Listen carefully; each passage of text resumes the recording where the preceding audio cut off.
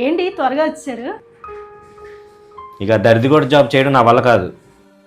చూశాను ఇంక భరించలేక వచ్చాను. ఏమైందండి? ఏ శ్రమకు తగ్గ సంపాదన లేదు, ఇంకెందుకు చేయడం?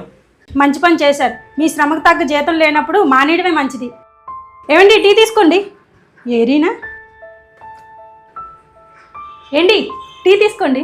నేను మానేస్తాను, తెలుస్తుంది నా విలువ. అబ్బా ఇంకేం ఆలోచించొద్దని చెప్పాను కదా, ముందు ఈ వేడికి టీ తాగండి.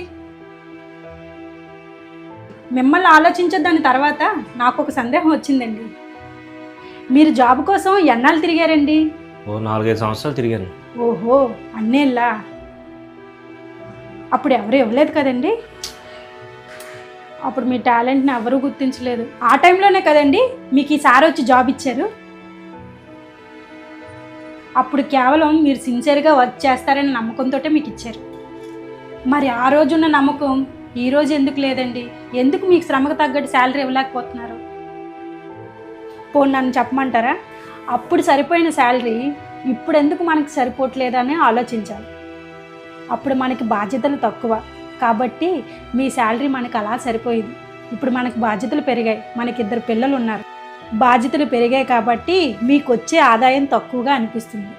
దాన్ని మనం ఎలా పెంచుకోవాలని ఆలోచించాలి తప్ప ఉన్న జాబుని ఇచ్చే జీతాన్ని వద్దనుకోవడం చాలా తప్పు. ఇప్పుడు మీరు ఉన్న పలంగా ఈ జాబ్ మానేస్తే మన పరిస్థితి ఏంటో ఆలోచించారా? మీరు ఈ టైంలో మళ్ళీ కొత్త ఉద్యోగాన్ని ఎత్తుక్కోగలరా? మనకి తెలిసిన పనిలోనే ఉన్నత స్థాయికి ఎలా వెళ్ళాలో ఆలోచించాలి.